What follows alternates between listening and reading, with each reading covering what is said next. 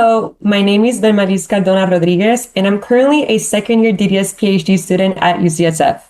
Today, I'll be presenting my research project, which I'm doing under the mentorship of Dr. Mark Ansel.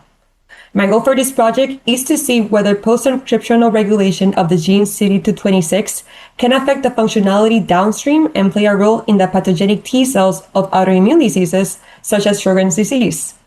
CD226 is a coactivator transmembrane receptor expressing T cells and other immune cells that has been found to be overexpressed in Sjogren's disease patients' blood samples in comparison to healthy patients. Sjogren's disease is an autoimmune disease caused by a lymphocytic infiltration affecting the exocrine glands, mainly being salivary and lacrimal glands, leading to dry eye and dry mouth. Till this day, there is still no cure for this condition, nor effective treatments for all of the symptoms.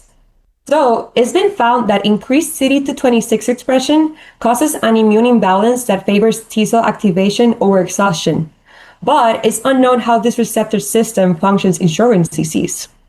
My lab has developed a novel technique called G-CLIP to identify RNA-binding proteins on mRNA.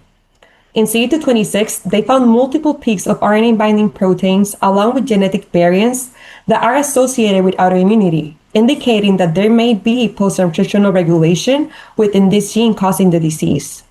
We hypothesized that post-transcriptional regulation of CD226 alters the signaling balance or function of T cells, leading to the autoimmune responses.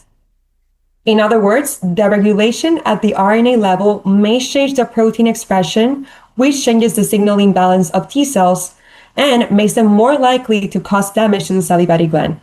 We will test this using CRISPR-Cas9 based editing to identify which region overexpresses or depletes CD226 expression, and then do a protein pull down on those regions to identify the RNA binding proteins.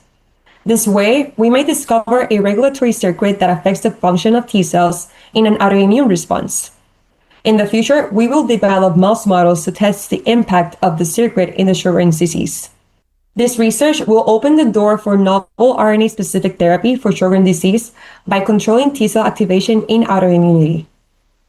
I want to thank the ARTS Foundation for giving me the opportunity to be part of this community of motivated scientists that strive for the same goal to help science move forward and improve the human health. Thank you so much for this.